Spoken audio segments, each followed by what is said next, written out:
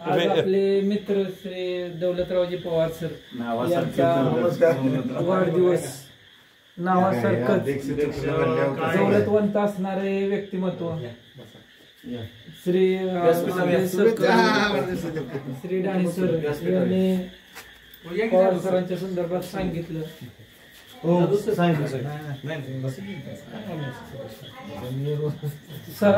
सर्वांना हवावंस असं हे व्यक्तिमत्व श्री पवार सर आणि खरंच त्यांच्याकडून आदर्श घ्यावं अशा स्वरूपाचे व्यक्तिमत्व आहे.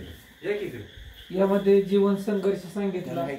यामध्ये आपले जे आदरणीय गट शिक्षण अधिकारी खंदारे साहेब आहेत, जीवन एक संघर्ष पुस्तक त्यांनी काहीतरी लिहिलेलं आहे. त्याच्यापेक्षा खडतर संघर्ष श्री पवार सर यांच्या जीवनात आम्ही एक एक प्रसंग ऐकलेला आहे आणि कशा पद्धतीने त्यांनी शिक्षण घेतलं. अगदी त्यांनी ते तिकडे कुठली कंपनी पाटण तालुक्यात तिकडे वांझोळे गावात गडगडी म्हणून कामाला होते.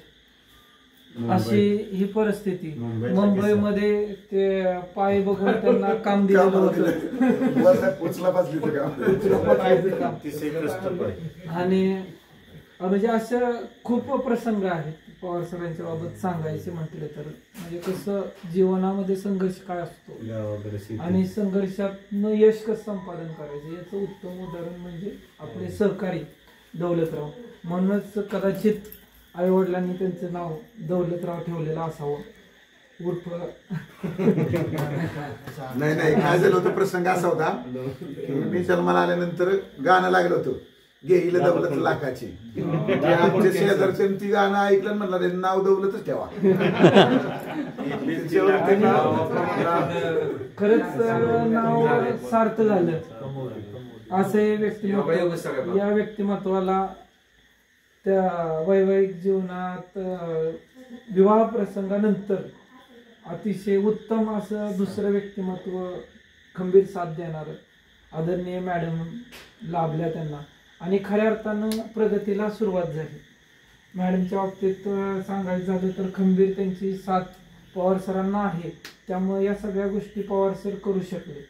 आणि विशेष कौतुकाची बाब म्हणजे आज संपूर्ण सातारा जिल्ह्यामध्ये जे काही हिंदीचं प्रचार आणि प्रसाराचं कार्य चालू आहे या कार्यामध्ये या उभयतांचा खूप मोठा सिंहाचा वाटा आहे म्हणायला काय हरकत नाही. कारण दररोज सकाळी व्हॉट्सअप ओपन केलं की त्याच्यावरती हिंदी विषयीचा संपूर्ण जिल्ह्यामध्ये परिपाठ जो पडतो संपूर्ण महाराष्ट्रभर जातो.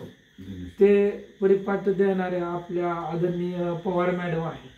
असं हे व्यक्तिमत्व आहे. म्हणजे फक्त परिपाठच नाही तर एक हिंदी विषयाला हिंदी क्षेत्रामध्ये एक आदर्शवत काम आहे आणि एक सातारा जिल्ह्याला एक म्हणजे काय आपल्याला म्हणता येईल आधुनिक तंत्रज्ञानाची जोड हिंदीला देणार. हिंदी म्हणजे थोडस तसा कालबाह्य विषय म्हणायला काय हरकत नाही पण त्याला एक प्रकाश ज्योतात आणण्याचं काम मॅडमच्या माध्यमातून होत आहे. आणि आज पाठीमागच्या आठवड्यातच आपली चर्चा झाली मॅडमचा सत्कार करायला जायचंय म्हटलं पण पवार सरांनी सांगितलं आमच्याकडे तळ्यात यावं लागतंय म्हणून म्हटलं एकाच वेळेस दोघांचं सत्कार करूयात म्हणून थोडस ते पुढे ढकललं.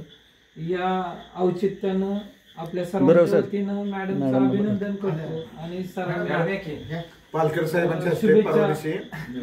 4-5 दिवसापूर्वी दोघांचा पती पत्नींचा सत्कार झाला. सरांना वाढदिवसाच्या शुभेच्छा देतो आणि दोघांचा उभयतांचा आपल्या ग्रुपच्या वतीनं आपण सत्कार करूयात.